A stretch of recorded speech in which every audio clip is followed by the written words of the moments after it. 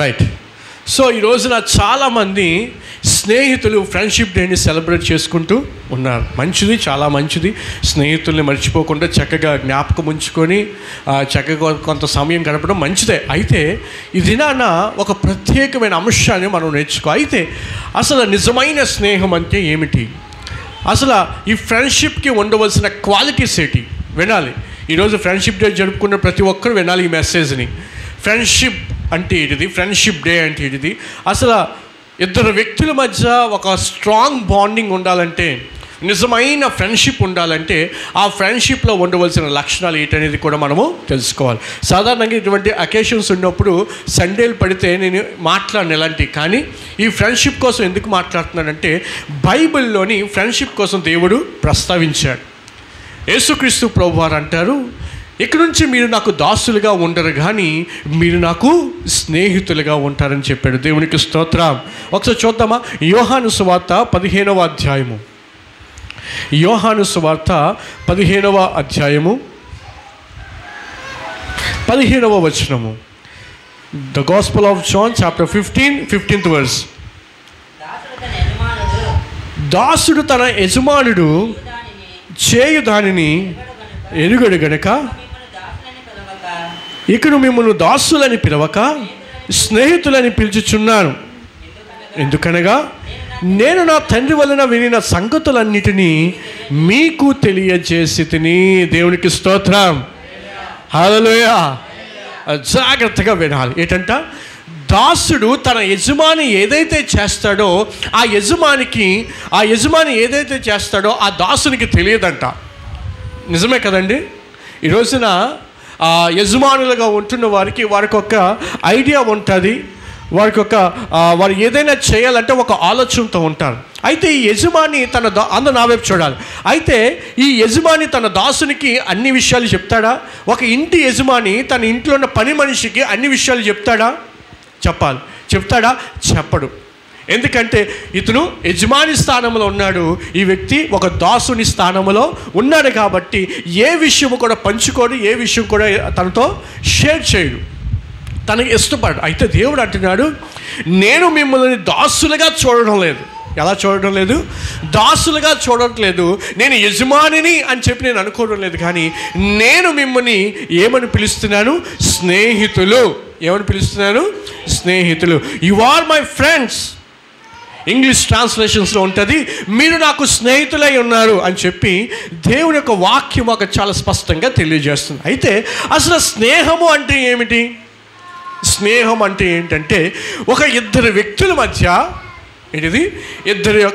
ఇద్దరు వ్యక్తుల మధ్య ఒకే ఆలోచన, ఒకే తలంపు, ఒకే గురితో ఎవరైతే ఉంటారో వారి మధ్య ఉండే బంధాన్ని స్నేహము అంటారు. ఏమంటారు? ఇద్దరు వ్యక్తుల మధ్య ఉండే ఒక ఆలోచనలు కానీ తలంపులు కానీ అన్నీ కలిసి ఉండాలి, అన్నీ కలిసిపోవాలన్నమాట. ఉదాహరణకి ఏ అనే ఒక వ్యక్తి ఉన్నాడు, ఆ వ్యక్తి యొక్క ఆలోచనలన్నీ కూడా బి అనే వ్యక్తితో కలిసిపోయాయి అనుకోండి. ఇద్దరు ఒకేలాగా ఆలోచన చేస్తున్నారు, ఇద్దరికి ఒకే ఇష్టాలు ఉన్నాయి, ఇద్దరు కూడా ఒకే విధంగా ఇతరులను గౌరవిస్తారు. ఈ వ్యక్తికి ఏమి నచ్చవో ఈ బి అనే వ్యక్తికి ఏది నచ్చదో ఏ అనే వ్యక్తికి కూడా నచ్చదు. ఏ అనే వ్యక్తికి ఏది నచ్చదో బి అనే వ్యక్తికి కూడా అది నచ్చదు. ఎందుకంటే వారి హృదయాలు కలిసిపోయాయి కాబట్టి వారిని ఏమంటాం? మనం స్నేహితులు అని పిలుస్తాం. ఏమని పిలుస్తాము? స్నేహితులు అని పిలుస్తాం. అయితే ఈరోజు చాలామంది ఫ్రెండ్షిప్ డే జరిపించుకుంటున్నారు కదా. అయితే ఈ ఫ్రెండ్షిప్ డే రోజున ఈ స్నేహితుల మధ్య ఇటువంటి లక్షణం ఏదైనా ఉందా? ఎందుకు నా ఫ్రెండ్షిప్ డే రోజు అందరూ బయటికి వెళ్తున్నామంటే చక్కగా తిరగడానికి. దేనికి? చక్కగా తిరగడానికి. ఎందుకులా బయటికి వెళ్తున్నామంటే ఎంజాయ్ చేయడానికి. ఎందుకు బయటికి వెళ్తున్నామంటే ఒకరోజు మేము అందరం కూడా కలిసి డబ్బులు వేసేసుకొని డబ్బులు పోగు చేసుకొని ఏం చేయాలి? పార్టీ చేసుకుంటాం. అదే నా ఫ్రెండ్షిప్ అంటే. ఈరోజున చాలామంది ఫ్రెండ్షిప్ యొక్క విలువ తెలియకుండానే, ఫ్రెండ్షిప్ అంటే ఏంటో తెలియకుండానే చాలామంది ఫ్రెండ్షిప్లు చేసి మోసపోతున్నారు. చాలా రకాల ఫ్రెండ్స్ ఉంటారు. కొంతమంది క్లోజ్ ఫ్రెండ్స్ ఉంటారు. ఏ ఫ్రెండ్స్ అంట? క్లోజ్ ఫ్రెండ్స్ అంట. అంటే ఏం చేస్తారంటే ఒకరికొకరు సహాయం చేసుకుంటూ ఉంటారు ఏ విషయంలోనైనా. Close friends. అలాగే బెస్ట్ ఫ్రెండ్స్ ఉంటారు. ఎవరు? బెస్ట్ ఫ్రెండ్స్ అంటాం. వీళ్ళు ఎవరంటే క్లోజ్ ఫ్రెండ్స్ కంటే ఇంకా క్లోజ్ అనమాట. ప్రతి విషయాన్ని షేర్ చేసుకుంటారు, ప్రతి విషయాన్ని ఒకరితో ఒకరు పంచుకుంటారు. కొంతమంది ఆన్లైన్ ఫ్రెండ్స్ ఉంటారు. ఎవరు? ఏం ఫ్రెండ్స్? ఆన్లైన్ ఫ్రెండ్స్ ఉన్నారా ప్రవీణ్?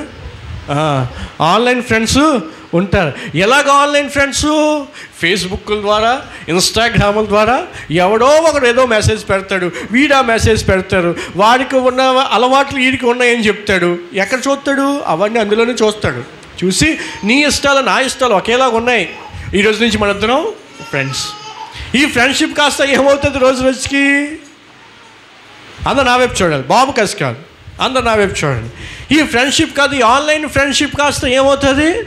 ఆ ఫ్రెండ్షిప్ కాస్త వాళ్ళని ఒక రిలేషన్షిప్లోకి తీసుకొని వెళ్ళిపోతుంది. వీడు ఎలాంటివాడో వీడికి తెలియదు, ఈ అమ్మాయి ఎలాంటిదో వీడికి తెలియదు, ఈ అబ్బాయి ఎలాంటిదో ఈమెకు తెలియదు. ఇదో రకమైన ఫ్రెండ్షిప్. ఈ రోజున ఆన్లైన్ ఫ్రెండ్స్ ద్వారా కూడా చాలా మోసాలు జరిగిపోతూ ఉన్నాయి. మరి కొంతమంది చిన్ననాటి స్నేహితులు, చైల్డ్హుడ్ ఫ్రెండ్స్ కదా, చిన్ననాటి మేము చిన్నప్పటి నుంచి ఫ్రెండ్స్ అండి, చిన్నప్పటి నుంచి కలిసే పెరిగామండి, చిన్నప్పటి నుంచి ఒకే దగ్గర ఉండేవాళ్ళమండి. కొన్నిసార్లు మేము ఫ్రెండ్స్తో బయటికి వెళ్ళినప్పుడు, అంటే నాకు అంత ఎక్కువ మంది ఫ్రెండ్స్ ఎవరు లేరు, కానీ మహా అయితే నేను, రాకేష్, రవి, మేము ముగ్గురమే చిన్నప్పటి నుంచి. మమ్మల్ని కూడా అలా పిలవచ్చు మీరు ఏమని? చైల్డ్హుడ్ ఫ్రెండ్స్ అని, చిన్ననాటి స్నేహితులని. ఒకే సండే స్కూల్కి వెళ్ళాము, ఒకే పాస్టర్ గారి దగ్గర ఎదిగాము. ఆ తర్వాత ఇప్పటికీ కూడా మేము విడిపోకుండా ఒకే దగ్గర చక్కగా ఉన్నాం. దేవుని యొక్క కృపను బట్టి మేము దీవించబడ్డాం. So childhood friends. ఇంకా స్పిరిచువల్ ఫ్రెండ్స్. ఏంటిది? స్పిరిచువల్ ఫ్రెండ్స్ అంటే ఆత్మీయ స్నేహితులు. ఈరోజు అన్ని రకాల ఫ్రెండ్స్ కంటే మన జీవితంలో ముఖ్యంగా ఉండవలసిన స్నేహితులు ఎవరో తెలుసా? ఆత్మీయ స్నేహితులు. ఎవరు? ఆత్మీయ స్నేహితులు. ఆత్మీయ స్నేహితులకు ఉన్న లక్షణాలు ఏంటంటే మన కొరకు ప్రార్థన చేయాలి వారు. ఈరోజు మనం అందరం కూడా ఉన్నాం.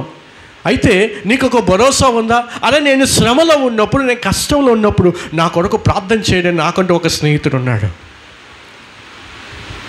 నాకంటూ ఒక స్నేహితుడు ఉన్నాడు. నేను కష్టం వస్తే చాలు నా కొరకు వెంటనే మోకాలు వేస్తాడు, వెంటనే మోకాల మీద పడి కన్నీరు కాచి నా కోసం ప్రార్థన చేస్తాడు. అటువంటి స్నేహితులు ఉన్నారా మీ జీవితంలో? ఒకసారి ఆలోచన చేయండి. మీరు కష్టంలో ఉన్నప్పుడు, నష్టంలో ఉన్నప్పుడు, కన్నీటి గుండా వెళ్తున్నప్పుడు మిమ్మల్ని పట్టించుకునే స్నేహితులు ఉన్నారా? మీ కొరకు ప్రార్థన చేసే స్నేహితులు ఉన్నారా? మీకు శ్రమలో ఉన్నప్పుడు మీ కొరకు ఉపవాసం ఉండి ప్రభు సన్నిధిలో విజ్ఞాపనం చేసే స్నేహితులు నీకున్నారా? ఈరోజు స్నేహము ఎవరితో ఫ్రెండ్షిప్ చేస్తారో తెలుసా అండి? మనుషులు వాడి దగ్గర డబ్బులు బాగా ఉంటే వాడు ఫ్రెండ్, వాడికి పలుకుబడి ఉంటే వాడు ఫ్రెండ్. వాడికి రాజకీయ నాయకులు తెలుసు అనుకోండి, వీడికి బోల్డ్ మనీ ఫ్రెండ్స్ గుంపు కూడేస్తారు. ఎందుకంటే వీడికి రాజకీయ నాయకులు చాలామంది తెలుసు కాబట్టి. వాడు బాగా ఆస్తిపరుడు అనుకోండి, వాడితో ఫ్రెండ్షిప్ చేసేస్తారు. ఎందుకంటే వాళ్ళ దగ్గర చాలా డబ్బు ఉందిరా, ఎప్పుడు అవసరమైనా సరే మనకి తక్కువ డబ్బులు ఇస్తాడు, అలాంటి వదులుకోకూడదు రోయ్ అంటారు. బైబిల్ గ్రంథంలో కొంతమంది స్నేహితులు ఉన్నారు. ఒకసారి ఆ స్నేహితులందరూ కూడా ఆ వ్యక్తితో అన్నారు, అరే మీ నాన్న దగ్గర చాలా ఆస్తి ఉంది కదరా, వెళ్ళి తీసుకొచ్చారా, ఎంతకాలం రా మీ నాన్న దగ్గర మీ అమ్మ దగ్గర ఉంటావు, రా మనం ఎంజాయ్ చేద్దాం, ఫ్రెండ్షిప్ డే దగ్గరికి వస్తుంది, మీ నాన్న నీకు ఇవ్వాల్సిన ఆస్తి అంతా కూడా రాయించుకొని తీసుకొచ్చే, మనం బయటికి వెళ్ళి చక్కగా ఎంజాయ్ చేద్దాం అనగానే ఆ కుమారుడు ఏం చేశాడంటే వాళ్ళ నాన్న దగ్గరికి వెళ్ళి నాన్నతో గొడవాడి ఆస్తి అంతా రాయించేసుకొని తన ఫ్రెండ్స్తో పాటు వెళ్ళిపోయాడు. దేనికి? ఫ్రెండ్షిప్ డే రోజున ఎంజాయ్ చేయడానికి వెళ్ళిపోతే ఆ ఫ్రెండ్షిప్ డే రోజున ఫుల్గా ఎంజాయ్ చేశారు, తిరగాల్సిన స్థలాలకి వెళ్ళిపోయారు, ఎంజాయ్ చేయవలసిన విధంగా ఎంజాయ్ చేశారు, తాగారు, తిన్నారు, తందనాలు ఆడారు, ఇష్టానుసారంగా తిరిగేశారు, తెచ్చిన డబ్బులన్నీ అయిపోతే అప్పుడు ఆ ఫ్రెండ్స్ అందరూ అంటున్నారు, రే ఇంక మేము వెళ్తాంరా అంటే, ఏదో ఎందుకు వెళ్ళిపోతున్నారు, ఉండండి రా నాతో, లేదురా వెళ్తాం అనగానే ఆ స్నేహితుడు అంటున్నాడు, అరే ఉండండి రా ఇంకొంచెం సేపు, ఇగో నేను తెచ్చిన డబ్బులన్నీ అయిపోయాయి, ఇప్పుడు మీరు తెచ్చి నువ్వు పెట్టండి రా, మనం అందరం ఎంజాయ్ చేద్దామంటే వాళ్ళు అంటున్నారు, రే నీతో ఫ్రెండ్షిప్ చేసిందే నీ దగ్గర డబ్బులు ఉన్నాయిరా, అందుకనే అందుకే ఫ్రెండ్షిప్ చేసాం, ఇప్పుడు నీ దగ్గర డబ్బులు అయిపోయాయిగా, ఇంకా నీతో మాకు ఏంటి సంబంధం, నీ దారి నీదే నా దారి నాదే అని స్నేహితులను మోసం చేసేవారు లేకపోలేదు. వీళ్ళు కూడా, ఈ మనుషులు కూడా ఎలాంటి వారు నమ్ముతారంటే మోసం చేసిన వాళ్ళే నమ్ముతారు. ఎంత దారుణం అండి. స్నేహం అంటే విలువ తెలియకుండా ఈరోజు చాలామంది స్నేహాలు చేస్తూ తమ జీవితాలను నాశనం చేసుకుంటున్నారు.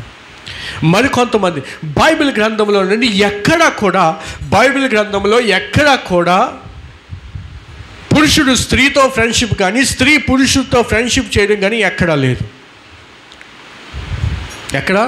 లేదు. దేవుడు కూడా దాన్ని ఎంకరేజ్ చేయలేదు. కానీ ఈరోజు ప్రపంచం అంతా ఎలా ఉండిపోయింది? అరే ఎవరా నీ ఫ్రెండ్ అంటే ఎవడు? అక్కడ ఒక అమ్మాయి ఉంది, ఆ అమ్మాయి నా ఫ్రెండ్. ఎవరు? ఒక అమ్మాయి ఉంది, ఆ అమ్మాయి నా ఫ్రెండ్. ఏమ్మా నీ ఫ్రెండ్ ఎవరు? ఇలా ఊర్లో ఉంటాడని, ఆడే నా ఫ్రెండ్. ఈ అమ్మాయి ఎక్కడ ఉంటుంది? ఈ అమ్మాయి ఫ్రెండ్ అంట, ఆడెవడో అక్కడ ఉంటాడంట. వీళ్ళిద్దరు ఎవరంట? ఈ మధ్య వచ్చింది ఒక మాట, ఏంటిది? బెస్టీ. ఏంటంట? బెస్టీ. ఇలా చెప్పినప్పుడు ఈ బెస్టీ అనగానే ఎందుకు కోపం వస్తుందో నాకు తెలియదు, కానీ తెగ కోపం వచ్చేస్తుంది. బెస్టీ ఏంటి? ఈ రోజున చాలామంది ఆడపిల్లలు, మెయిన్గా ఆడపిల్లలు బెస్టీ అనే మాయలో పడి నీచమైన కార్యాలు చేస్తున్నారు, భయంకరమైన కార్యాలు చేస్తున్నారు. ఎందుకని? బెస్టీ. ఒకానొక సమయాన్ని యథార్థంగా జరిగిన సంఘటన, ఒక రాష్ట్రంలో జరిగిన సంఘటన మీతో పంచుకుంటాను. అమ్మాయికి వివాహం సెట్ అయింది. వివాహం సెట్ అయితే చక్కగా ఆ వివాహం జరిగింది. పెద్దలందరూ కూడా చాలా సంతోషంగా ఆనందంగా ఉన్నారు. అయితే పెళ్ళైన కొద్ది టైంలోనే వాళ్ళిద్దరి మధ్య, భార్యాభర్తలు ఇద్దరి మధ్య కూడా డిస్ప్యూట్స్ వచ్చాయి, కొన్ని గందరగోళాలు వచ్చేస్తే ఎందుకు ఈ గందరగోళాలు వచ్చాయని చెప్పి ఆరా తీస్తే దానికి కారణం ఎవరంటే ఈ అమ్మాయికి ఉన్న బెస్ట్ ఫ్రెండు. ఎవడు? వివాహం కాకముందు ఎవరితోనైతే బెస్ట్ ఫ్రెండ్గా ఉండేదో ఆ బెస్ట్ ఫ్రెండ్ వల్ల ఈ కుటుంబంలోని సమస్యలు రావడం ప్రారంభించాయి. ఎందుకు సమస్యలు వచ్చాయి? భార్యాభర్త ఇద్దరు చక్కగా తమ సమయాన్ని సంతోషంగా గడుపుతున్నప్పుడు వాడు మెసేజ్ చేసేవాడు. ఏం చేస్తున్నారు మీరు? బాగానే ఉన్నారా? మీ ఆయన బాగా చూసుకుంటున్నాడా? నీవు అడిగింది ఇస్తున్నాడా అని మెసేజ్. అలా ఆయనకి చూసి కోపం వచ్చేది. ఇంతకుముందు నీకు వివాహం కాలేనప్పుడు నువ్వు అది నీ గతం, అది నేను అడగలేదు, అది నేను మర్చిపోయిన దానికి అనవసరం. కానీ ఇప్పుడు వివాహం జరిగిన తర్వాత నువ్వు నా మాట వినాలి, కానీ ఎవడో చెప్పిన మాటను నువ్వు ఆలకిస్తున్నావు, ఎవడో చాటింగ్లు చేస్తావు, వాడికి అర్ధరాత్రి పూట లేచి నువ్వు వీడియో కాల్స్ చేస్తున్నావు, అర్ధరాత్రి పూట లేచి వాడితో నువ్వు మాట్లాడుతావు, అది సరైనది కాదు అని చెప్తుంటే అమ్మాయి అందంట, నాకు నువ్వెన్ని చెప్పినా సరే అనవసరం, నాకు నీకన్నా నా బెస్టే ఇంపార్టెంట్. ఏంటంట? ఎవడు ఇంపార్టెంట్ అంట? భర్త కన్నా ఎవడు ఇంపార్టెంట్ అయిపోయాడు? బెస్టీ.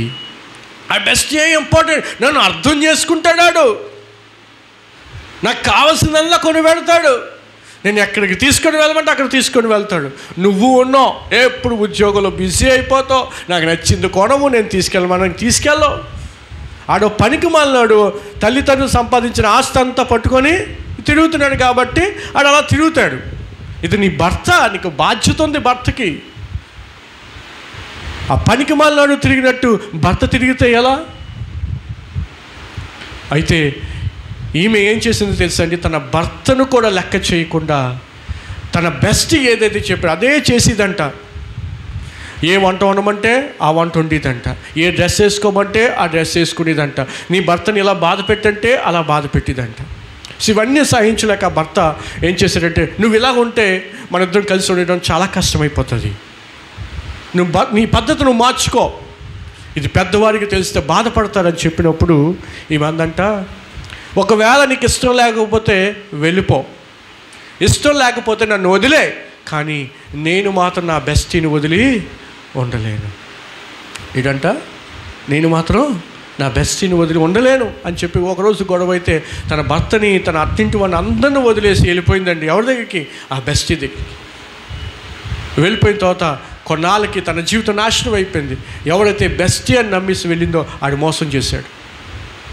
మోసం చేసి తన జీవితం ఎందుకు పనికి రాకుండా చేసేసాడు. ఆ తర్వాత భర్త దగ్గరికి వచ్చి అంటుందంట, అయ్యా నన్ను క్షమించండి అంటే ఆ భర్త అన్నాడు, నువ్వు వెళ్ళిపోయావుగా, నీకు భర్త అవసరం లేదుగా, అందుకే నేను అన్నీ కూడా సెటిల్ చేసుకొని మరొక మ్యారేజ్ నేను చేసుకున్నాను, ఇంక నీతో నాకు అవసరం లేదు పో అని చెప్పి పంపించేశాడు. ఇప్పుడు నాశనం అయిపోయింది ఎవరు నాశనం అయిపోయారు? బెస్ట్ అనుకుని వెళ్ళింది కదా, ఆమె జీవితమేనా? ఈరోజు చాలామంది ఆడవారు, స్త్రీలు, యవనస్తులు ఈ మాయలో ఈ ఉచ్చులో పడిపోతున్నారు, తమ జీవితాలను నాశనం చేసుకుంటున్నారు. అయితే ఒక నిజమైన స్నేహితునికి ఉండవలసిన లక్షణాలు ఈరోజు కొన్ని మనం మాట్లాడుకుందాం. చాలా క్లుప్తంగా మీకు ఎక్స్ప్లెయిన్ చేయడానికి నేను ట్రై చేస్తాను. ఈరోజు మన టైటిల్ ఏంటి? మెసేజ్ యొక్క టైటిల్ నిజమైన స్నేహానికి అసలైన చూసారా? టైటిల్ ఏం చూసారా? నిజమైన స్నేహానికి అసలైన పునాదులు ఏటో ఈరోజు మనం చూద్దాం. అందులో మొట్టమొదటిది, నీ స్నేహము ఎక్కువ కాలం వినాలి. నీ స్నేహము ఎక్కువ కాలం ఉండాలంటే నీ స్నేహంలో ఏముండాలి తెలుసా? ప్రేమ. ఏముండాలి? ప్రేమ. ద నెంబర్ 1 ఫౌండేషన్ ఏంటంటే ప్రేమ ఉండాలి. బైబిల్ గ్రంథంలో యేసుక్రీస్తు ప్రభు వారు అంటారు, యోహాను సువార్త 15వ అధ్యాయము 13వ వచనం చూడండి. 15-13. తన స్నేహితుల కొరకు ప్రాణము పెట్టువాని కంటే ఎక్కువైన ప్రేమ గలవాడు ఎవడును లేడు. ఏంటంట? తన స్నేహితుని కొరకు ప్రాణము పెట్టువాని కంటే ఎక్కువ ప్రేమ కలిగిన వాడు ఈ లోకంలో ఎవడు లేరు. ఈరోజు అడుగుతున్నాను, నీ ఫ్రెండ్ నీ వెనకాల తిరుగుతున్నాడే బెస్ట్ ఫ్రెండ్ అని, అయితే నీ ఫ్రెండ్ నీ కోసం ప్రాణం ఇవ్వగలడా? వినాలి ప్రవీణ్, నీ ఫ్రెండ్ నీ కోసం ప్రాణం ఇవ్వగలడా? నీ ఫ్రెండ్ నీ కోసం ఒక నేరం తన మీద మోపుకోగలడా? ఒకసారి ఆలోచన చేయండి. నిజమైన స్నేహితుడు ఎలా ఉంటాడంట? విడువక ప్రేమిస్తాడు.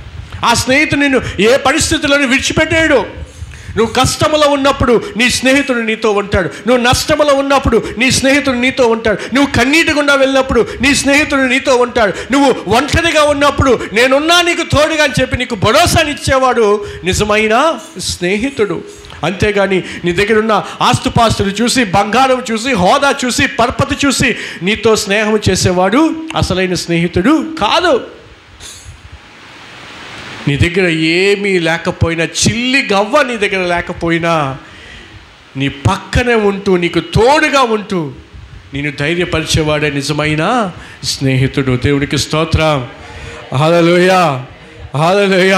బైబిల్లో ఇంకో మాట నీకు చూపిస్తాను. రోమీలకు రాసిన పత్రిక 12వ అధ్యాయము 10వ వచనం ఒకసారి చదువుదామా? రోమీలకు రాసిన పత్రిక 12వ అధ్యాయము 10వ వచనం. సహోదర ప్రేమ విషయములో ఒకరి యందు ఒకరు అనురాగము కలవారై ఘనత విషయములో ఒకరినొక గొప్పగా ఎంచుకోండి. ఎలాగ ఎంచుకోవాలంట? గొప్పగా ఎంచుకోండి. ఈరోజు చాలామంది స్నేహాలలోని అసూయ లేదంటారా? నా స్నేహితుడు ఎదిగిపోతాడేమో అని చెప్పి వాడిని ఎలాగైనా సరే ఏం చేయాలి? పడగొట్టాలి. వాడిని ఎలాగైనా మోసం చేసి వాడికి తెలియకుండా వాడిని కిందకు తోసేయాలి అని చెప్పి వాడితోనే ఉండి ఫ్రెండ్షిప్ చేసేవారు లేదంటారా? ఈరోజు దేవుడు వాక్యం చెప్తుంది, సహోదర ప్రేమ ఎలా ఉండాలంట? ఒకరినొకరు గౌరవించుకొని, ఒకరినొకరు అర్థం చేసుకొని, అనురాగము కలిగిన వారిగా ఉండి వారి యొక్క స్నేహము కలిసి ఉండాలి.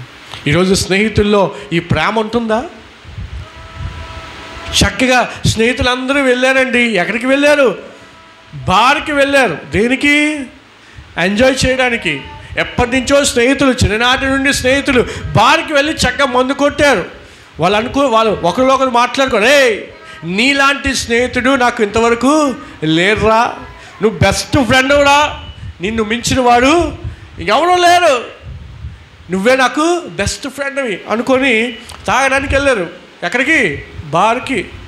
చక్కగా తాగడానికి వెళ్ళి ఫుల్గా వేసి అంటున్నారు, రే మొన్న నువ్వు లవ్ చేసిన అమ్మాయి వచ్చింది కదరా, ఆ అమ్మాయితో లవ్ వద్దురా అని అన్నాడు. అంటే ఈయన అంటున్నాడు, అరే నీకేం తెలిసిన ఆ అమ్మాయి కోసం, ఆ అమ్మాయి చాలా మంచిదిరా అంటే ఈయన అంటున్నాడు, అరే ఆ అమ్మాయి మంచిది కాదురా, వద్దురా, ఆమెతోని ప్రేమ వద్దు, ఆమె మంచిది కాదురా, నేను చెప్పింది విధరా, నీ బెస్ట్ ఫ్రెండ్ రా, నువ్వు నాశనం అయిపోవడం నేను చూడలేకపోతున్నాను రా అంటే వాడంటాడు, రేయ్ నీకు ఇష్టం లేకపోతే నాతో ఫ్రెండ్షిప్ చేయడం మానే, అంతేగాని ఆమెను వదిలిమంటూ పెట్టి నువ్వు అని అన్నం ప్రారంభించాడు.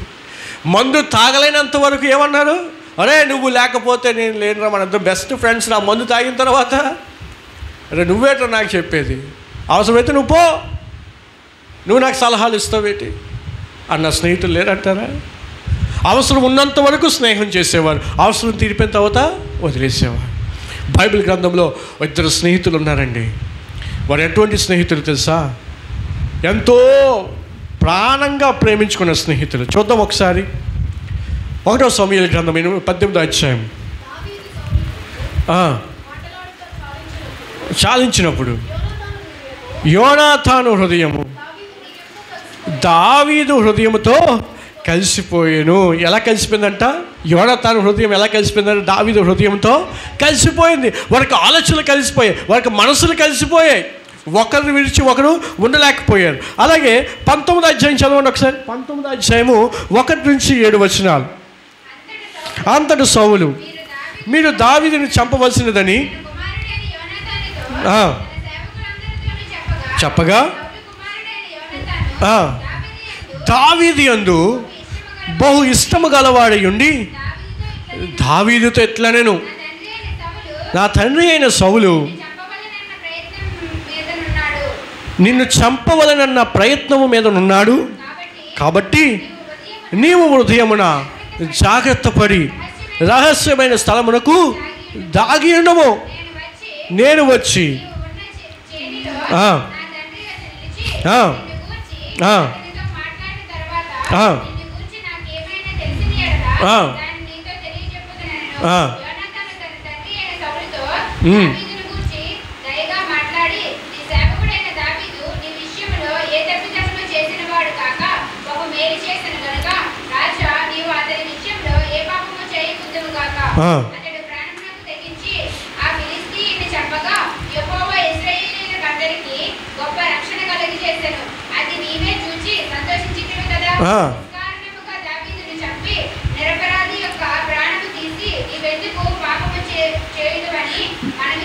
మనవి చేయగా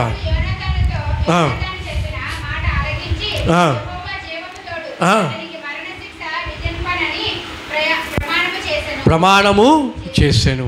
యోనాతాను దావీదు ఇద్దరు కూడా చాలా మంచి స్నేహితులండి. అయితే వీరి స్నేహం ఎలాంటిదంటే ఆఖరికి వారి ప్రాణాలు పోయేంత వరకు కూడా వీరి స్నేహము విడిపోలేదు. ఒకసారి యోనాతాను తండ్రి అయిన సౌలు ఇజ్రాయేలు దేశాన్ని, ఆ కాలంలో ఇజ్రాయేలు దేశాన్ని పరిపాలిస్తున్న రాజు సౌలు. అయితే ఈ సౌలు ఫిలిస్తీని చంపిన తర్వాత అసూయ వచ్చేసింది సౌలుకి. దావీదు ఫిలిస్తీని చంపేశాడు. ఎవరు ఆ ఫిలిస్తీయుడు? ఎవరు? గొలియాతుని చంపేసిన తర్వాత అసూయ వచ్చేసింది. ఎవరికి? సౌలుకి అసూయ వచ్చి ఎలాగైనా సరే దావీదుని వేసేయాలి, చంపేయాలి అని కుట్ర పంటున్నప్పుడు ఆ విషయము దావీదు యోనాతానికి, అయ్యా యోనాతాను, మరి మీ నాన్న నన్ను చంపాలనుకుంటున్నాడు కాబట్టి నేను ఎలా తప్పించుకోవాలో నాకు అర్థం కావట్లేదు, మరి నువ్వే నాకు హెల్ప్ చేయాలన్నప్పుడు యోనాతాను అంటాడు, నువ్వేం భయపడకు దావీదు, ఎందుకంటే నువ్వు నాకు ప్రాణము, నువ్వు నాకు ప్రాణము. ఇదిగో నేను నీకు ప్రమాణం చేస్తున్నానుగా, మా నాన్న నీకేమి చేయడు, ఒకవేళ మా నాన్న ఏదైనా చెయ్యాలి అని అనుకుంటే ఖచ్చితంగా నాకు చెప్తాడు, చెప్పినప్పుడు నేను నీకు ఇన్ఫర్మేషన్ ఇస్తాను, నువ్వు తప్పించుకొని వెళ్ళిపో, మా నాన్న చేతిలో నువ్వు చావడానికి వీల్లేదు, ఎందుకంటే నువ్వు నాకు బెస్టీవి. ఏంటిది? నువ్వు నాకు బెస్ట్ ఫ్రెండ్వి. నువ్వు నీకు నాకు మధ్య ఈ స్నేహము మన మరణమే మనల్ని దూరం చేయాలి తప్ప ఏ ఒక్కరు దీన్ని దూరం చేయడానికి వీలు లేదు అని చెప్పి దావీదు యోనాతాను ఇద్దరు కూడా మాట్లాడుకుంటూ ఉంటారు. అయితే 20వ అధ్యాయం వచ్చేసరికి అక్కడ ఏమవుతుందంటే దావీదుని ఎలాగైనా చంపాలని సౌలు కుట్ర పండుతున్నప్పుడు దావీదు వచ్చి యోనాతానుతో అంటాడు, యోనాతాను ఇదిగో మీ నాన్న నన్ను చంపాలనుకుంటున్నాడు అంటే యోనాతాను అంటాడు, అదే ఆల్రెడీ నేను అడిగానుగా, నిన్ను చంపను అని మా నాన్నమ్మ నాకు ప్రమాణం చేశాడు, నిన్ను చంపడు దావీదు, నువ్వు భయపడకంటే దావీదు అంటే లేదు లేదు మీ నాన్న కుట్ర పండుతున్నాడు, నన్ను చంపాలని చూస్తున్నాడు, కావాలంటే ఒక ప్లాన్ చెప్తాను, ఆ ప్లాన్ నువ్వు చెయ్యి, మీ నాన్న నన్ను చంపబోతున్నాడో లేదో నీకు అర్థమైపోతుంది అని చెప్పినప్పుడు సరే అంటాడు యోనాతాన్. ఏం చేయమంటావు? మీ నాన్నతో చెప్పు, ఇదిగో మీ రాజు దగ్గర ఉండవలసిన సేవకులందరూ కూడా అమావాస్య దినాన వాళ్ళందరూ కూడా రాజు యొక్క దర్బారుకు వస్తారు. అక్కడ ఆ సేవకులందరూ కూడా ఉంటారు. అప్పుడు నేను ఉండను, మీ నాన్నతో చెప్పు. మీ నాన్న అడుగుతాడు దావీదు ఏదని. అప్పుడు నువ్వు చెప్పు, దావీదు తన ఇంటికి వెళ్ళాలని, తన తండ్రి ఇంటి వాడితో కూడా తన సహోదరులతో కూడా బలి అర్పించాలని చెప్పి నా దగ్గర పర్మిషన్ తీసుకొని వెళ్ళిపోయాడు దావీదు అని మీ నాన్నతో చెప్పు యోనాతాన్ అనగానే యోనాతాన్ సరే నేను చెప్తాను. ఒకవేళ మా నాన్న నిన్ను చంపాలి అని ప్రయత్నం చేస్తే నేను నీకు ఒక సిగ్నల్ ఇస్తా, నువ్వు తప్పించుకొని వెళ్ళిపో అనగానే సరే ఏ సిగ్నల్ ఇస్తావు నిన్ను అని చెప్పి అనగానే దావీదుని యోనాతాన్ ఎక్కడ ఒక పొలంలోకి తీసుకొని వెళ్తాడు. పొలంలోకి తీసుకొని వెళ్ళి మా నాన్న ఒకవేళ నిన్ను చంపాలి అనుకుంటే ఇదిగో నేను నా బాణం ఒకటి విసురుతా, ఈ పొలానికి ఒక దాసుని తీసుకొని వచ్చి ఒక బాణాన్ని నేను విసురుతా. ఆ బాణము నిన్ను దాటి వెళ్ళిపోతే నేను చెప్తాను, గట్టిగా చెప్తాను నా దాసునితో, ఇదిగో బాణము అవతలకి వెళ్ళింది, వెళ్ళి తీసుకొని రా. అవతల అనే మాట ఎప్పుడైతే నీకు వినిపిస్తుందో నీకు అర్థమైపోవాలి మా నాన్న నిన్ను చంపడానికి ప్రయత్నించాడు. లేదు ఆ బాణం యువతలే ఉంది అని నేను అన్నాను అనుకో, నువ్వు క్షేమకరంగా బయటికి రావచ్చు అని ఒక నిబంధన చేసుకొని ఒక ప్లాన్ చేసుకొని ఇద్దరు కూడా వెళ్తారు. అయితే సౌలు దగ్గర సేవకులందరూ కూడా వస్తారు. దావీదు అక్కడ ఉండడు. దావీదు ఉండకపోతే ఆ సౌలు అంటాడు ఇక్కడ దావీదు ఉండాలి కదా, దావీదు ప్లేస్లో ఖాళీగా ఉందేంటి అని యోనాతాన్ అనగానే అక్కడ ఉన్న వాళ్ళందరినీ యోనాతాన్ అనగానే యోనాతాన్ అంటాడు, అయ్యా నా తండ్రి రాజా, మరి దావీదు తన అన్నదమ్ములతో కలిసి తన తండ్రితో కలిసి బలి అర్పించడానికి, యెహోవాకు బలి అర్పించడానికి వెళ్ళిపోయాడు తన ఇంటికి. దానికోసం నన్నే అడిగారు పర్మిషన్, నేనే ఇచ్చాను. వెళ్ళిపోయాడు అనగానే సౌలుకు కోపం వచ్చి ఎందుకు అలా చేసావు నువ్వు అని చెప్పి కన్న కొడుకని కూడా చూడకుండా సౌలు యోనాతాన్ని ఎలా తిడతాడో తెలుసా అండి? చాలా భయంకరంగా తిడతాడు. ఒకసారి ఆ మాట నేను మీకు చూపిస్తాను.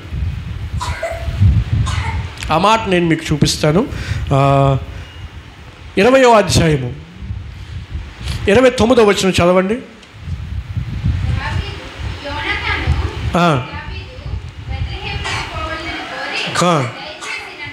దయచేసి నన్ను పోనేము,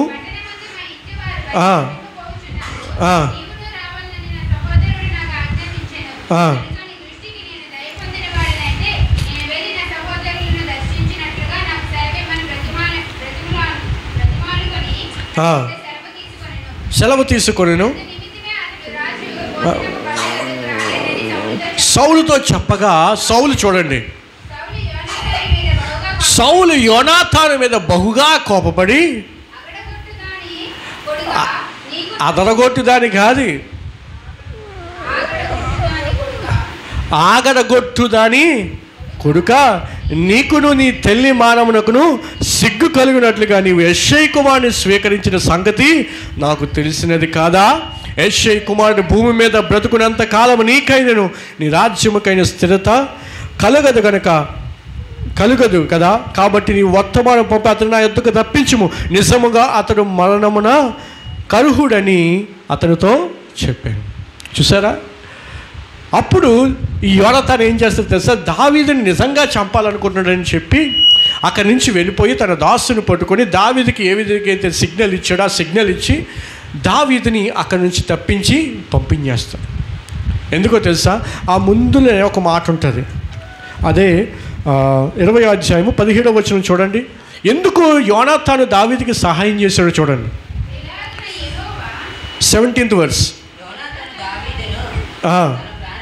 యోనాతాను దావీదును తన ప్రాణ స్నేహితునిగా ప్రేమించెను గనుక ఆ ప్రేమను బట్టి దావీదు చేత మరలా ప్రమాణము చేయించెను. దేవునికి స్తోత్రం, హల్లెలూయా.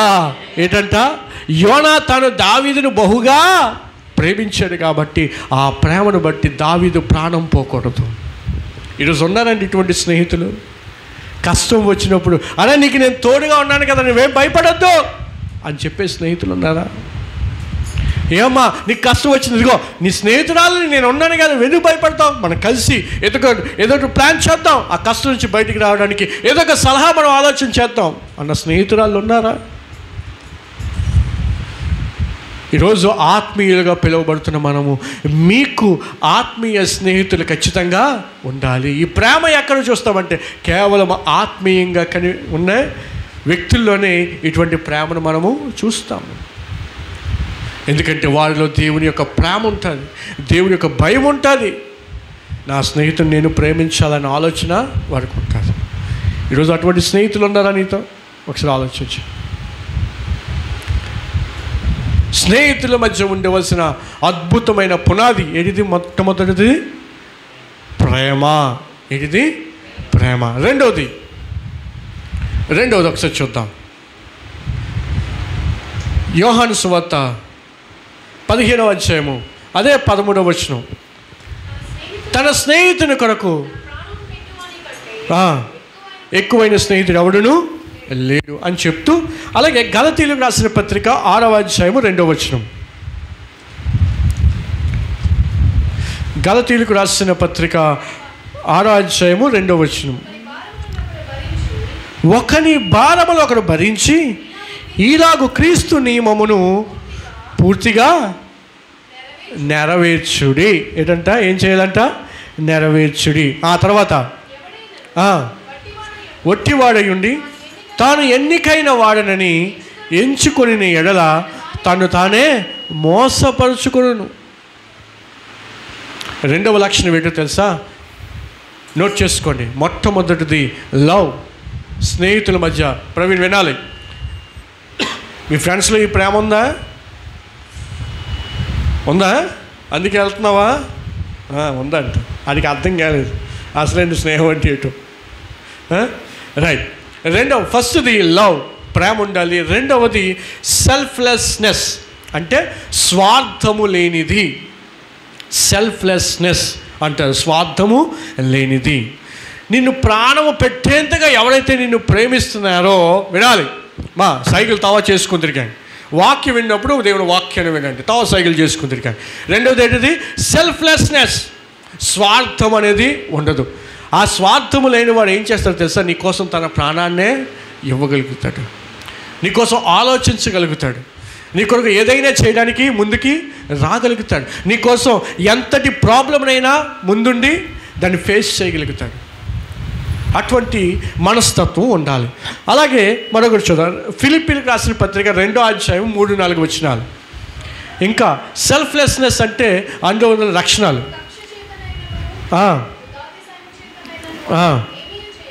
ఏమీ చేయక 2వ అధ్యాయమేనా? ఫిలిప్పీ 2వ అధ్యాయము 3-4 వచనాలు. 4వ వచనం.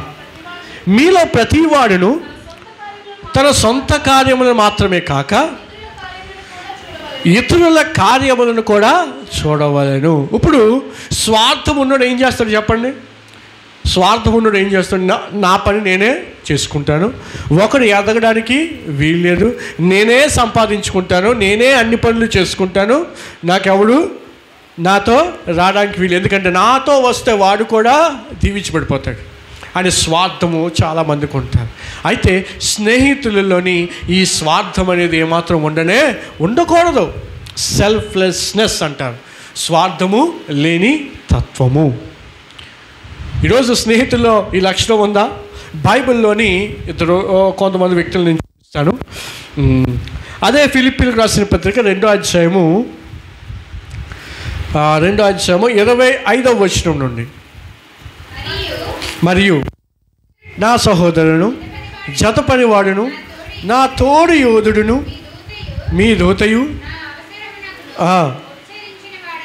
ఉపచరించువాడునైనా ఎపఫ్రోదీతును మీ యొద్దకు పంపుట అగత్యము అనుకుంటుని, అతడు రోగి ఆయనని వినాలి. మీరు వింటిని కనుక అతడు మిమ్మును చూడ మిగులు అపేక్ష గలవాడై విచారపడుచుండెను. నిజముగా అతడు రోగి అయి చావునకు సిద్ధమై ఉండెను, కానీ దేవుడు అతడిని కనికరించాను.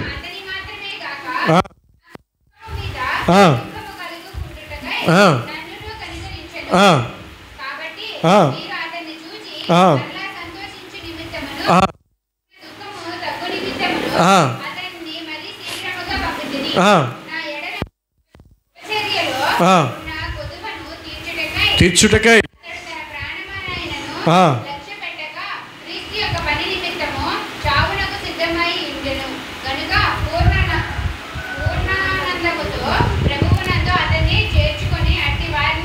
అట్టి వారిని గణపరచుడి.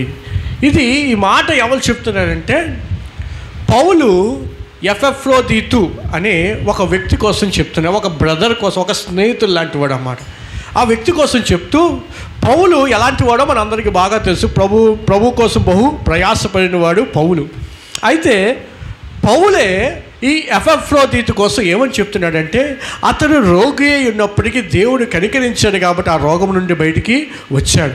చావడానికి సిద్ధంగా ఉన్నప్పటికీ దేవుని కొరకు చావడానికైనా సిద్ధపడ్డాడు, దేవుని కొరకు నష్టపోవడానికైనా సిద్ధపడ్డాడు. అటువంటి వ్యక్తిని నేను మీ మధ్యలోకి పంపించడానికి నేను చాలా సంతోషిస్తున్నాను. అతడు నాకు కూడా చాలా ఉపచారం చేశాడు. ఈ ఎపెఫ్రోదీతు అంత మంచివాడు అని చెప్పి ఏం చేస్తున్నాడంట, పౌలు ఎపెఫ్రోదీతు కోసం ఒక మంచి విషయాలు ఇతరులకి, సంఘానికి చెప్పడం ప్రారంభించాడు. ఈరోజు ఎందుకు ఈ మాట చెప్పాడో తెలుసా? ఈరోజు చాలామంది స్నేహాలలోని తాము హైలైట్ అవ్వాలని చెప్పి మిగతా వాళ్ళని ఏం చేస్తారు, ఎంత సహాయం చేసినా, ఎంతగా వాళ్ళని పట్టించుకున్నా వాళ్ళ కోసం ఎప్పుడు మాట్లాడరు, వాళ్ళని పక్కన పెట్టేస్తారు. ఇప్పుడు ఒక వ్యక్తి వల్ల నువ్వు ఏదైనా నేర్చుకున్నావు అనుకో, ఏం చేస్తారు చాలామంది, ఏం చేస్తారు, ఆ వ్యక్తికి రావాల్సిన ఘనత, ఆ వ్యక్తికి రావాల్సిన మహిమ, ఆ వ్యక్తికి రావాల్సిన పేరు తీసుకురారు. వీళ్ళేదో సొంతగా నేర్చేసుకున్నట్టు, వీళ్ళేదో సొంతగా అన్ని ప్రయత్నాలు చేసేసినట్టు, చిన్నప్పటి నుంచి నాకు ఈ జ్ఞానం ఉందండి అన్నట్టుగా మాట్లాడతారు. కానీ పౌలు అలాంటి వాడు కాదు. ఈజ్ ఎ సెల్ఫ్లెస్నెస్ మ్యాన్, స్వార్థము లేనివాడు. కాబట్టి తన జత పనివాడైన ఆ ఎపెఫ్రోదీతు ఎంత కష్టపడ్డాడో, క్రీస్తు కొరకు తన ప్రాణమైన ఇవ్వడానికి సిద్ధపడ్డాడు. కాబట్టి ఈ ఎపెఫ్రోదీతు కోసం చెప్తూ ఫిలిప్పీ సంఘానికి చెప్తున్నాడు, ఈ ఎపెఫ్రోదీతు చాలా మంచివాడు, నాకు ఉపచారం చేశాడు, దేవుని కొరకు చావడానికైనా సిద్ధపడ్డా. ఇటువంటి వ్యక్తికి మీ దగ్గరికి పంపించడానికి నేను చాలా సంతోషిస్తున్నాను, ఆనందిస్తున్నాను, మీరు చాలా ధన్యులు అని చెప్పి ఎవరిని హైలైట్ చేస్తున్నాడు అక్కడ? ఎవరిని హైలైట్ చేస్తున్నాడు? ఎవరిని? ఎపెఫ్రోదీతు. ఎవరిని? ఎఫ్ఎఫ్ కాదు, ఏంటిది చెప్పండి ఒకసారి. ఎపెఫ్రోదీతు. మనకి నోరు తిరగట్లేదు, చెప్పండి. ఎపెఫ్రోదీతు చెప్పండి. ఎపెఫ్రోదీతు. నిజానికి ఈ మాట మీరు ఎప్పుడు వెళ్ళలేదు కదా, ఈ పేరు వెళ్ళలేదు కదా, ఫస్ట్ టైం కదా ఎపెఫ్రోదీతు అని వింటున్నారు. చూడండి, బైబిల్ అంత ప్రఖ్యాతి లేనప్పటికీ కూడా పౌలు ఆ వ్యక్తిని హైలైట్ చేయడం మొదలుపెట్టాడు. ఈ రోజున చాలామంది స్వార్థపరులు లేరంటారా స్నేహం చేసేవారు?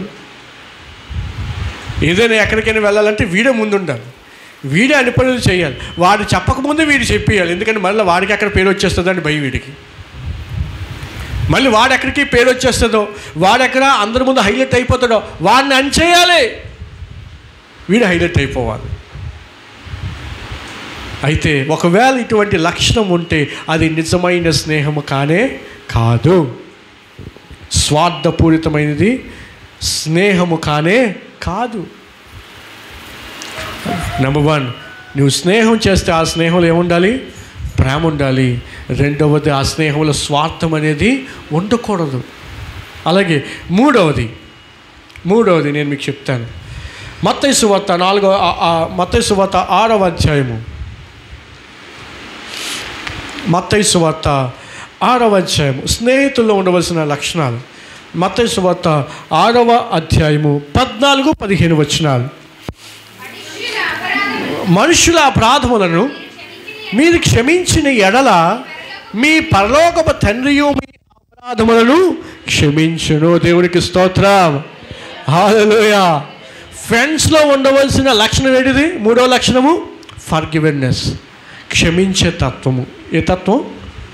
మొట్టమొదటిది ఏంటిది చెప్పాలి? మొట్టమొదటిది ప్రేమ, రెండవది స్వార్థము లేని తత్వము, మూడవది క్షమించే తత్వము. ఉన్నారా? క్షమించే ఫ్రెండ్స్ ఉన్నారా? కొంతమంది ఉంటారు, ఆ రోజు నువ్వు చేసిన పని నేను ఇప్పటికీ మర్చిపోనురా. ఎప్పుడు చేసావు ఆ తప్పు? ఎప్పుడో స్కూలింగ్లో ఉన్నప్పుడు, స్కూల్ చదువుతున్నప్పుడు, ఎప్పుడో 10వ తరగతిలో చేసిన తప్పు. ఇప్పుడు వీడికి పెళ్ళి అయిపోయి పిల్లలు కనేసాడు. ఇప్పుడు ఆడు ఎదురు పడుతుంటారే, ఆ రోజు నువ్వు చేసిన తప్పు నేను మర్చిపోనురా, నిన్ను క్షమించను రా. ఎవరినైనా క్షమిస్తానేమో కానీ నిన్ను మాత్రం క్షమించను రా. ఎవరినైనా క్షమిస్తానో నిన్ను మాత్రం క్షమించలే నేను. స్నేహం అంటే ఇదేనా? ఈరోజు మనుషుల మధ్య ఈ క్షమాపణ ఉందండి? లేదు. ఎంత దారుణం అండి. బైబిల్ గ్రంథంలో ఒక వ్యక్తి కోసం నేను మీకు చెప్తాను. అపోస్తల కార్యాలు విషయాలు, కొత్త విషయాలు మీరు నేర్చుకుంటున్నారు, చక్కగా నోట్ చేసుకోవాలి. ఇది ఎవరి కోసం మాట్లాడుతున్నానో, ఏ విషయం మాట్లాడుతున్నానో నోట్ చేసుకోవాలి మీరు. అపోస్తల కార్యాలు 15వ అధ్యాయము 15th chapter, book of acts chapter 15 చూసారా? చాప్టర్ 15 36th నుంచి 36వ వచనం నుండి.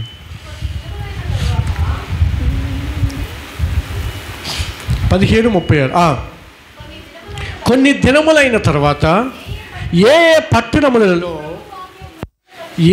పట్టణములలో ప్రభు వాక్యము ప్రచురపరిచితమో ఆయా ప్రతి పట్టణములో ఉన్న సహోదరుల యొద్దకు తిరిగి వెళ్ళి వారు ఎలాగున్నారో మనము చూతుమని పౌలు బర్నబాతో అనెను. అప్పుడు మార్కు అను మారు పేరు గల యోహానును వెంటబెట్టుకొని పోవుటకు బర్నబా ఇష్టపడెను. అయితే పౌలు పంఫూలియలో పని కొరకు తనతో కూడా రాక తమ్ముడు విడిచిన వారిని వెంటబెట్టుకొని పోవుట యుక్తము కాదని తలంచెను.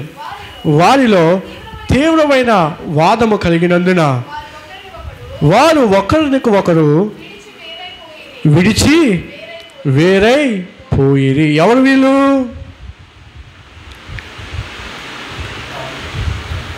ఇక్కడ కొన్ని క్యారెక్టర్స్ కనిపిస్తున్నాయి కదా. పౌలు, బర్నబా. ఎవరు? పౌలు, బర్నబా.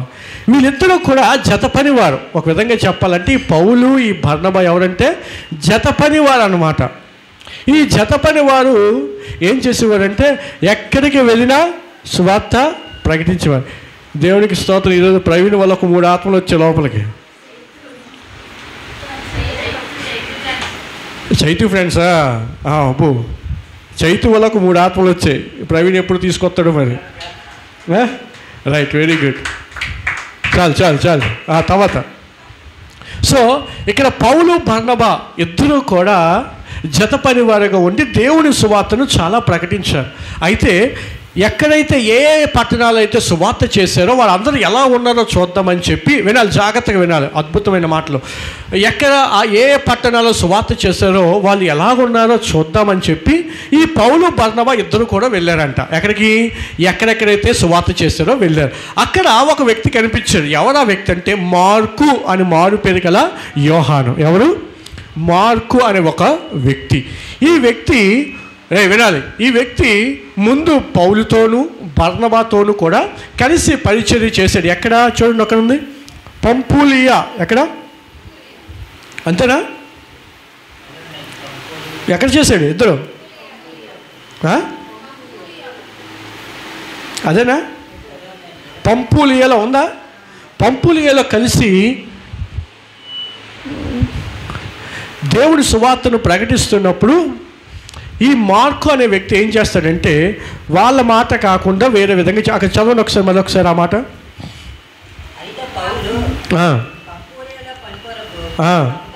తనతో కూడా రాక తమను విడిచిన వారిని తలంచాడు. ఏంటంటే పంఫూలియాలో పౌలు చెప్పినట్టు వినలేదని, తమతో రాలేదని చెప్పి ఈ పౌలు ఏమన్నాడంటే బర్నబాతోనే, బర్నబా, మనిద్దరము కూడా దేవుని పరిచర్య చేసుకుంటూ ముందుకు వెళ్ళిపోతున్నాం. ఇగో ఈ మార్క్ అనేవాడు ఉన్నాడు చూసావా, వీడు పంఫూలియాలో దేవుని సువార్తను ప్రకటించినప్పుడు మనతో కూడా రమ్మంటే రాలేదు. ఇటువంటి వాడిని వెంట పెట్టుకొని మనం వెళ్తే మన మినిస్ట్రీ పాడైపోతుంది. ఎటు పాడైపోద్ది? మన పరిచర్య పాడైపోద్ది. ఎవరు అంటున్నారు ఈ మాట? పౌలు. ఎవరు? పౌలు చెప్తున్న మాట, నువ్వు ఇలాంటి ఎంట పెట్టుకొని వెళ్తే మన పరిచర్య పాడైపోతుంది, ఇలాంటి తీసుకెళ్ళడం అంత మంచిది కాదంటే బర్నబా ఏమన్నాడు తెలుసా అండి? ఇక్కడ పౌలు మినిస్ట్రీ కోసం ఆలోచించాడు, ఇక్కడ బర్నబా పాస్టర్ కోసం ఆలోచించాడు. దేవునికి స్తోత్రం, హల్లెలూయా. పౌలు ఏమొచ్చి పరిచర్య బాగుండాలి, పరిచర్య నాశనం అవ్వకూడదు, పరిచర్య కోసం ఆలోచించాడు. ఈ బర్నబా మాత్రం ఎవరి కోసం ఆలోచించాడు? ఆ సేవకుడి కోసం ఆలోచించాడు. ఈ సేవకుని ఇలా వదిలేస్తే ఈ సేవకుని ఎవరు క్షమిస్తారు, ఈ సేవకుడు ఎలా వాడబడతాడు అని చెప్పి ఆ సేవకుని క్షమించి అప్పటి వరకు జతపని వారిగా ఉన్న పౌలు బర్నబా విడిపోయి, ఈ బర్నబా ఎవరిని తీసుకెళ్ళాడు తెలుసా? పౌలు స్థానంలో మార్కును పట్టుకొని వెళ్ళాడండి. దేవునికి స్తోత్రం, హల్లెలూయా.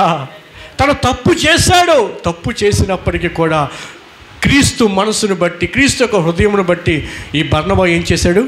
మార్కుని క్షమించగలిగాడు.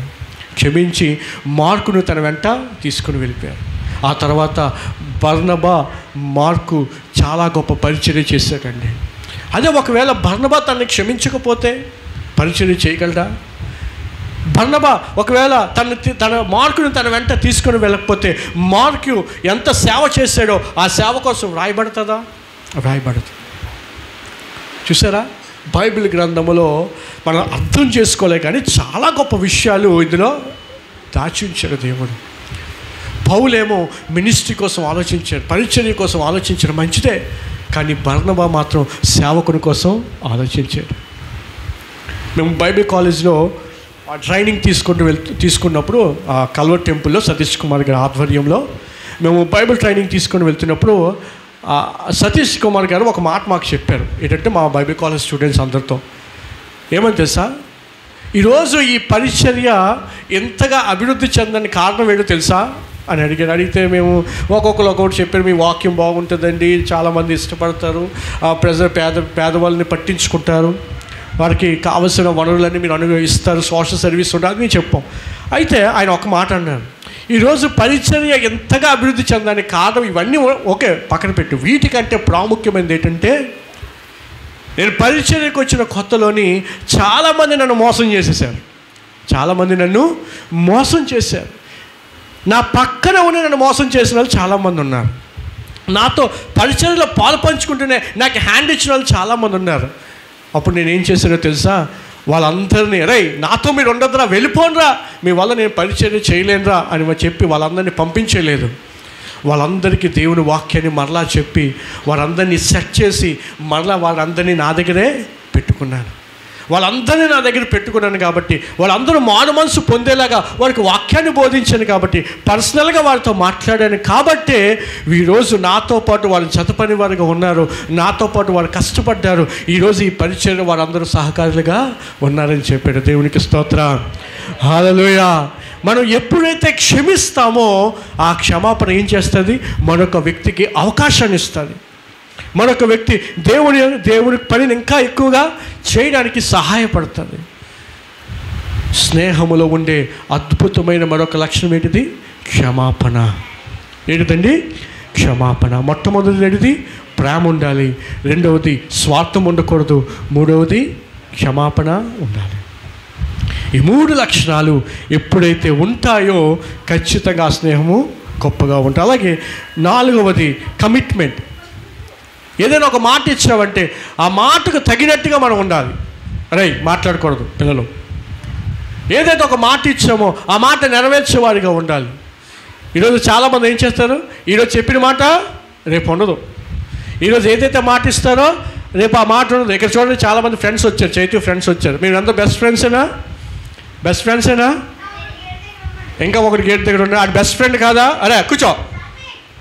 కూర్చోరా, కూర్చోండి. ఇప్పుడు చైతు కోసం వీళ్ళందరూ ఏం చేశారు? చైతు వాళ్ళ బెస్ట్ ఫ్రెండ్స్ అండి, వాళ్ళ బెస్ట్ ఫ్రెండ్ అండి. చైతు కోసం 4-5 స్నేహితులు వచ్చేసారు వారికి ఫ్రెండ్షిప్ బ్యాండ్ కట్టడానికి. అవునా? మరి లైఫ్ లాంగ్ మీరు ఫ్రెండ్స్గా ఉంటారా? బాగా చదవకపోతే వదిలేస్తారండి. వారికి ఎగ్జామ్లో మార్క్స్ బాగా రాలేదనుకోండి, నీకు ఎగ్జామ్స్లో మార్క్స్ బాగా రాలేదురా, నేను నీతో ఫ్రెండ్షిప్ చేయండి అని వదిలేస్తారా? లేదురా నువ్వు బాగా చదవలేదు కాబట్టి నేను బాగా చదవను అంటారా? వాడిని ఎలా ఎంకరేజ్ చేస్తారు చెప్పండి? వినండి. అరే నువ్వు చదవలేదు కాబట్టి మేము చదవరా అంటారా? అరే మేము అందరం చదువుతున్నాం కదా, నువ్వు కూడా బాగా చదవరా, మరి అందరం కలిసి బాగా చదువుదాం అంటారా? ఏమంటారు చెప్పండి? కలిసి అందరూ ఎగ్గొడేస్తారా? కలిసి అందరూ బాగా చదువుతారా? బాగా చదువుతారా? నిజమేనా? మీరు లైఫ్ లాంగ్ ఫ్రెండ్స్గా ఉండాలంటే మీరు ఏం చేయాలి? ఒకరికొకరు హెల్ప్ చేసుకుంటూ ఉండాలి, ఒకరికొకరు ఎంకరేజ్ చేసుకుంటూ ఉండాలి. మీ ఫ్రెండ్ బాగా చదవలేదనుకోండి, మీరేం చేయాలి? వాడిని ఎంకరేజ్, అరే బాగా చదువుతారా, మన అందరం కలిసి చదువుకో, మన అందరం ఫస్ట్ వస్తారా, ఆ తర్వాత ఒకే క్లాస్లో ఉంటారా, సెక్షన్స్ డివైడ్ అవ్వరా, అవునా కదా? బాగా చదివిన వాళ్ళందరూ ఒక సెక్షన్ వేస్తారు కదా, చదవలేని వాళ్ళందరినీ వేరే సెక్షన్ లేదు. అప్పుడు మీ ఫ్రెండ్షిప్ ఏమవుతుంది?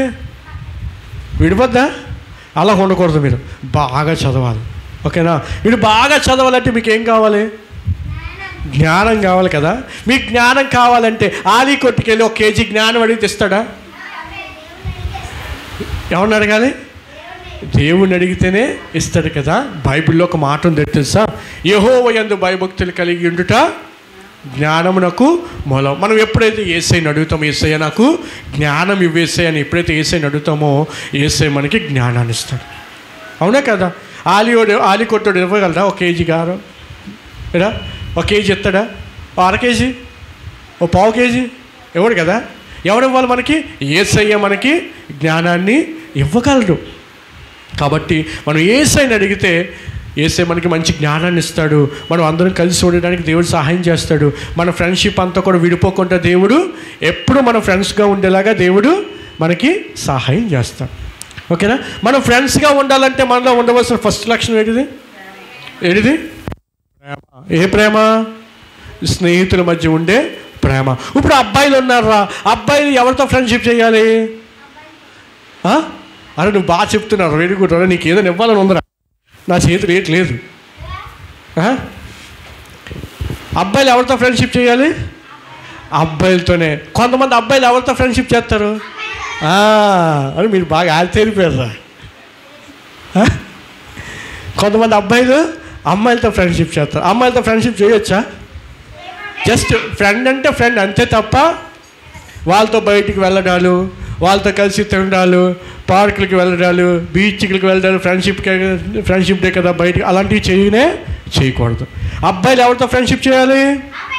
అబ్బాయిలతోనే ఫ్రెండ్షిప్ చేయాలి. అమ్మాయిలు ఒకవేళ అమ్మాయి వచ్చి నువ్వు నాకు ఫ్రెండ్గా ఉన్నావు అన్నానుకో, మీరేం చెప్పాలి? మీకు అమ్మాయిలు ఉన్నారు కదా, అమ్మాయిలతో ఫ్రెండ్షిప్ చేయండి. నేను అబ్బాయితో ఫ్రెండ్షిప్ చేస్తానని చెప్పాలి. చెప్తారా? లేదా నాకు సరే వెళ్ళిపోతారా అమ్మాయితోనే ఫ్రెండ్షిప్ కోసం? వెళ్ళకూడదు, ఓకేనా? అబ్బాయిలు ఎవరితో ఫ్రెండ్షిప్ చేయాలి? చెప్పాలరా? మరి ఎవడు అమ్మాయిలతో అంటున్నాడు? ఎవరు రాడు? చైతిగాడేనా? ఏడా చైతిగా? అబ్బాయిలు ఎవరితో ఫ్రెండ్షిప్ చేయాలి? అబ్బాయిలతోనే చేయాలి, ఓకేనా? మీ ఫ్రెండ్షిప్ బాగా ఉండాలంటే మీతో పాటు ఎవరు ఉండాలి? యేసయ్య ఉండాలి. ఎవరు ఉండాలి? యేసయ్య ఉండాలి. మీకు జ్ఞానం కావాలంటే ఎవరు ఇస్తారు? యేసయ్య మీకు జ్ఞానాన్ని ఇస్తారు, ఓకేనా? ఇంకో విషయం చెప్పాలా? మీకు ఎప్పుడైనా వినాలి, మీకు ఎప్పుడైనా ఏదైనా అవసరం ఉందనుకోండి, అది కొన్నిసార్లు మీ మమ్మీ డాడీ దగ్గర ఉండడం, అలాంటప్పుడు మీరు ఏం చేయాలో తెలుసా? ఒక ఫ్రెండ్ కోసం మీకు పరిచయం చేస్తాను. ఆ ఫ్రెండ్ ఎవరంటే యేసయ్య. ఆ ఫ్రెండ్ దగ్గరికి వచ్చి, యేసయ్య నాకు ఈ అవసరం ఉంది, లేదా స్కూల్ ఫీజు కట్టాలి, లేదా కాలేజ్ ఫీజు కట్టాలి, లేదా ఇంట్లో ఈ అవసరం ఉంది, మమ్మీకి బాగాలేదు, డాడీకి బాగాలేదు అని ప్రార్థన చేశాడు అనుకోండి, ఆ ఫ్రెండ్ నీకు ఏం చేస్తాడు? హెల్ప్ చేస్తాడు. నిజమైన ప్రేమ ఏం చేస్తుంది? తన స్నేహితుని కొరకు ప్రాణము పెడతాది. అలాగే స్నేహితుడికి ఉండవలసిన 2వ లక్షణం స్వార్థం లేనిది. యేసయ్య నిన్ను నన్ను ప్రేమించి ఆయన స్వార్థం చూపించలేదు కాబట్టి ఆయన మన కొరకు ప్రాణాన్ని పెట్టాడు. 3వది ఏం చేయాలి? నిన్ను క్షమించాలి. మీ ఫ్రెండ్ తప్పు చేస్తే క్షమించాలా క్షమించకూడదా? చెప్పాలి. క్షమించాలి. కానీ మనం క్షమిస్తున్నావా? అరే నీలాంటి నువ్వు క్షమించను రా, నువ్వు ఆడితో ఫ్రెండ్షిప్ చేస్తావా, ఇలా పోడా ఆడితో వెళ్ళిపో, నేను మాత్రం నీతో ఫ్రెండ్షిప్ చేయను. అలా ఉండకూడదు. మనం ఫ్రెండ్స్ అందరూ కలిసి ఉండాలి, క్షమించగలగాలి. మరి ఈ 3 క్వాలిటీస్ మనం చూసినట్లయితే ఎవరిలో కనిపిస్తున్నాయి? మనం సేవిస్తున్న యేసు ప్రభువులో ఈ క్వాలిటీస్ కనిపిస్తాయి. అందుకే యేసు ప్రభు అంటారు, మీరు దాసులు కాదు, ఇంకా you are no more servants, you are my friends. ఈ ప్రపంచంలో దేవుడిగా పిలువబడుతున్న ఏ ఒక్కరైనా ఈ మాట అన్నారండి? మీరు దాసులు కాదు, సర్వెంట్స్ కాదు, నాకు స్నేహితులు మీరు. ఒక్క యేసు ప్రభు మాత్రం ఈ మాట చెప్పాడు. దేవునికి స్తోత్రం, హల్లెలూయా. ఆయనే మనకి స్నేహితులని పిలిచాడండి. మరి ఆయన్ని స్నేహితునిగా పెట్టుకున్నట్లయితే ఏం చేస్తాడు? ఆయన మన కొరకు ఏదైనా చేయగలడు. అందుకే యేసయ్య మనందరి పాపముల కొరకు ఆయన కలువరి శిలువలో రక్తము కార్చి ప్రాణం పెట్టాడు. మనల్ని క్షమించడానికి, మనల్ని రక్షించడానికి, మనకి పరలోకాన్ని ఇవ్వడం కోసం యేసయ్య ఏం చేశాడు?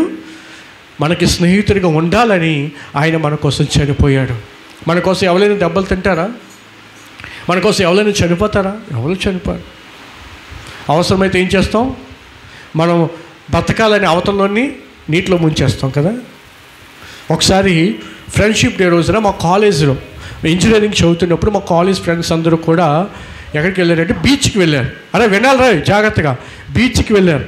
బీచ్కి వెళ్తే బీచ్లోని ఫ్రెండ్స్ అందరూ కూడా ఈదుతా, నేను మా ఫ్రెండ్స్తో ఎప్పుడు బయటికి వెళ్ళలేదులేండి, దేవునికి స్తోత్రం, అలవాటు కూడా లేదు. అయితే ఫ్రెండ్స్ అందరూ కూడా బీచ్కి వెళ్ళినప్పుడు బీచ్లోని మునిగిపోయిన ఒక ఇద్దరు, ఒకడు పొడవుగా ఉన్నాడు, ఒకడేమో పొట్టిగా ఉన్నాడు.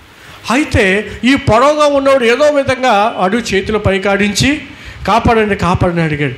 ఈ పొట్టుగా ఉన్నవాడు మాత్రం నీటిలో మునిగిపోయి ఆ వెనకాల ఎవడైతే పొడవున్నా వాడిని పట్టుకున్నాడు. కనీసం వాడిని పట్టుకుంటాడని బయటికి తీసుకొస్తాడేమో, ఆడేం చేసి ఈడు లోపలికి వెళ్ళిపోతున్నాడని అన్ని వదిలేశాడు. వదిలేస్తే ఆ రోజు ఒకడిని కాపాడగలిగారు, మరొకడు చనిపోయాడు. మా ఫ్రెండే సురేష్, ఆడి పేరు, పొట్టిగా ఎంత ఉంటాడు, చనిపోయాడు. సో ఫ్రెండ్షిప్ అనేది ఎలాగ ఉండాలి? మనల్ని ఆపదలో త్రోసేదిగా ఉండకూడదు, కానీ ఆపద నుండి మనల్ని తప్పించేదిగా స్నేహం ఉండాలి. అందుకే యేసయ్య ఏం చేశారో తెలుసా? మనం అందరము కూడా పాపముతో బందీలుగా ఉండిపోయామని, ఆ పాపం వల్ల నరకానికి వెళ్ళిపోతామని, ఆ నరకం నుండి మనల్ని తప్పించడానికి యేసయ్య ఏం చేశాడు? మన మీద ఉన్న పాపమంతా కూడా యేసయ్య భరించి మనకి విడుదలను అనుగ్రహించాడు. మనల్ని క్షమించాడు, తన ప్రేమను మన మీద చూపించాడు, మనల్ని క్షమించాడు, మనల్ని నీతిమంతులుగా ఆయన మార్చాడు. ఇటువంటి గొప్ప స్నేహితుడు ఎక్కడైనా ఉన్నాడా? అందుకే సామెతలు 17:17 ఉంటుంది, నిజమైన స్నేహితుడు విడువక ప్రేమిస్తాడు, దుర్దశలో అట్టువాడు సహోదరుడిగా ఉంటాడు. నీ కష్టం వచ్చినప్పుడు వాడే ఒక బ్రదర్గా ఉంటాడు, నీ కష్టం వచ్చిన ఒక సిస్టర్గా ఉంటుంది. నీ తల్లి నీ తండ్రి నిన్ను మర్చిపోయినా, నువ్వు ఎవరినైతే నమ్ముకున్న వారు నిన్ను వదిలేసినా, యేసయ్య మాత్రం నిన్ను విడిచిపెట్టడు. దేవుడికి స్తోత్రం, హల్లెలూయా. నిజమైన స్నేహితుడు విడువక ప్రేమించును, దుర్దశలో అటువంటి సహోదరుడిగా ఉంటాడు. ఈరోజు అటువంటి స్నేహితుడు మనం కలిగి ఉంటే ఎంత మంచిదండి. ఈ మనుషుల మీద ఆధారపడి, ఈ స్నేహితుల మీద ఆధారపడి నీ జీవితాన్ని నాశనం చేసుకునే కన్నా, నిజమైన స్నేహితుడైన యేసయ్యని నువ్వు పట్టుకుంటే యేసయ్య నీ కొరకు గొప్ప కార్యాలు చేస్తాడు, నీ జీవితాన్ని దీవిస్తాడు, ఆశీర్వదిస్తాడు, అనేక మందికి దీవెనకరంగా నీ జీవితాన్ని ఆయన మార్చేస్తాడు. కాబట్టి ఈ రోజున ప్రభువుని అడుగుదామా? యేసయ్యా, నీలాంటి గొప్ప స్నేహితుడు నాకు కావాలయ్యా అని ప్రభు సన్నిధిలో ప్రార్థన చేద్దామా? ప్రతి ఒక్కరు కూడా మోకరిద్దాం, యేసయ్యని అడుగుదాం. ప్రభా, ఒక నిజమైన స్నేహములో ఉండే ప్రేమ, ఒక నిజమైన స్నేహములో ఉండే స్వార్థము లేని తత్వము, ఒక నిజమైన స్నేహములో ఉండే క్షమించే తత్వము అయ్యా నీలోనే ఉంది ప్రభా. నీలో ఉన్న ప్రేమ, నీలో ఉన్న క్షమాపణ, నీలో ఉండే స్వార్థము లేని తత్వము ప్రభా ఈరోజు నా జీవితాన్ని బాగు చేయగలదు. ప్రభా, దయచేసి నాకు సహాయం చేయను ఆయన. దయచేసి నీ కృపలో నన్ను జ్ఞాపకము చేసుకోండి అయ్యా. నీ ప్రేమ, నీ కరుణ, నీ వాత్సల్యము నా జీవితంలో గొప్పగా ఉండుటకు సహాయం చేసి నడిపించండి అయ్యా. అయ్యా, నీతో స్నేహము చేసేవాడిగా మేము ఉండుటకు నీ కృపను దయచేవా అని మనం అందరూ కూడా ప్రార్థన చేద్దాం. ప్రభు సన్నిధిలో ప్రార్థన.